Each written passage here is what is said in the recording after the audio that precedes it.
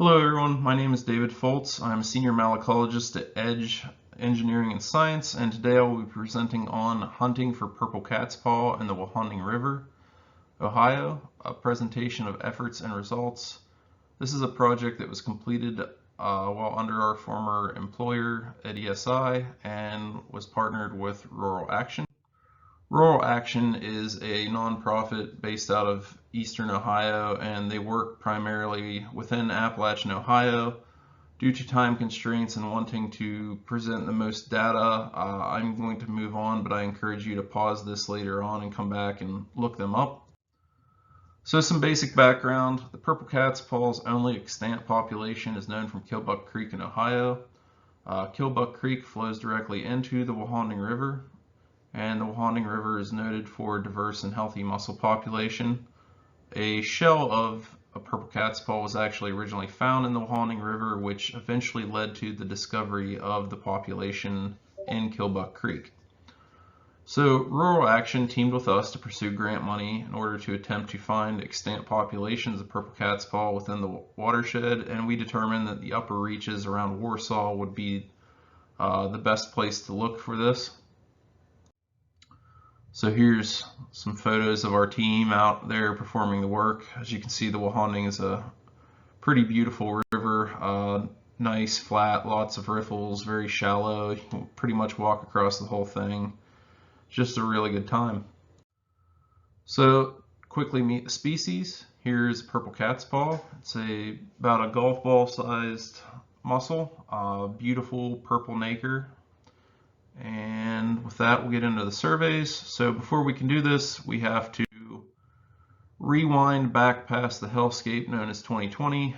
Feels like that year took forever, and we have to fast forward even further back to 2018 when we plan to start our survey efforts. So 2018 was also a rough year if you did mussel surveys because it just wouldn't stop raining. It felt like one day it started raining and it just didn't stop for 4 months. Every time the streams would start to clear, we'd get another rainstorm and they'd blow again. So it was a rough year. But then one day it just stopped raining and cleared up pretty quick. So we were eventually able to get out there and do some habitat mapping. So we planned to start in 2018. When we finally did go to do our habitat surveys, we mapped greater than 5 miles of stream, ran into a bunch of people while we were out there and did some outreach. And we found these right off the bat very quickly. That's a rabbit's foot and sheep's nose. Both are federally listed, so we had an inkling that it was going to be a pretty good time. And then the rain hit again, and that closed out 2018 to us. So see what we did get done. We did map from Warsaw down to past Killbuck Creek. Blue is pool, green is run, purple is glide, and red is riffle. And from the best available habitat and what we saw, we picked 3 sites in the upper reach and 1 site in the lower reach in order to perform surveys. And here's 6 Mile Dam, and we'll talk about that more later on. So skip ahead to 2019. It started off pretty good. We went out there and we started getting people in the water and finding mussels. And then the rain hit again.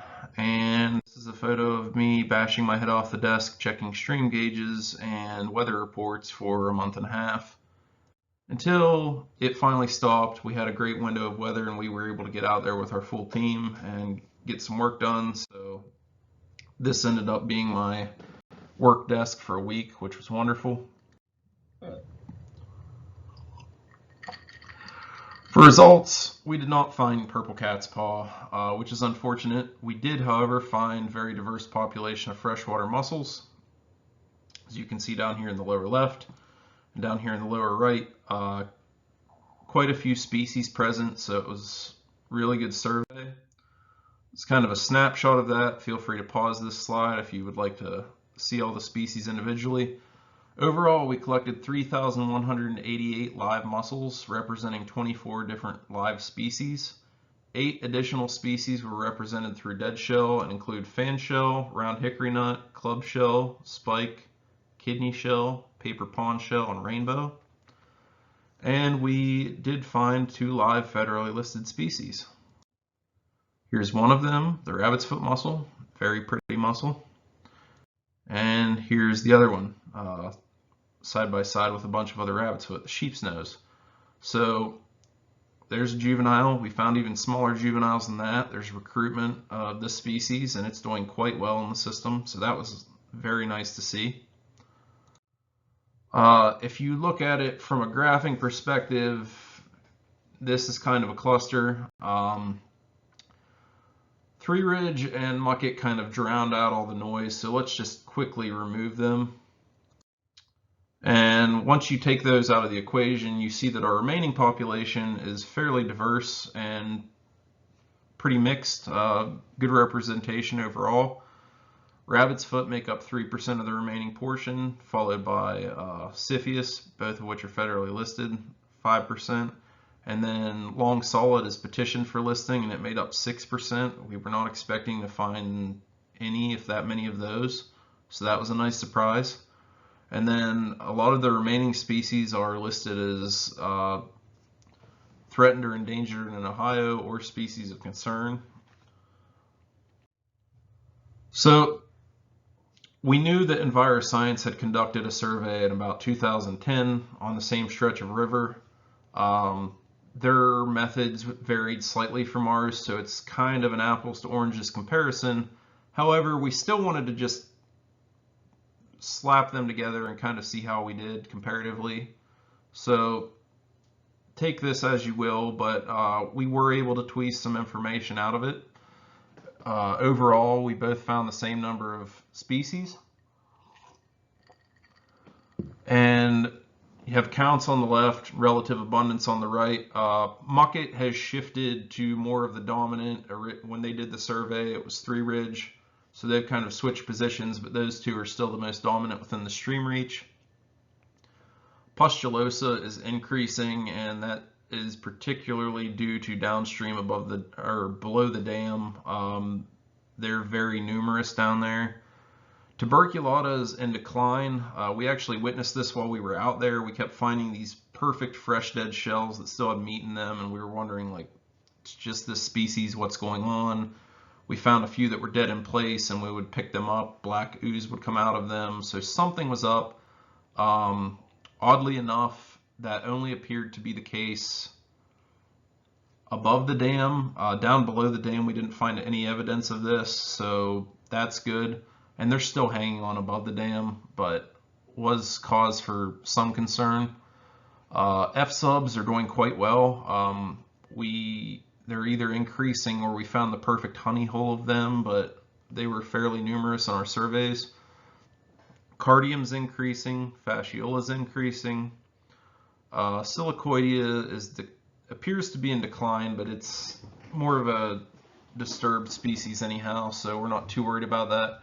Complanata is definitely decreasing.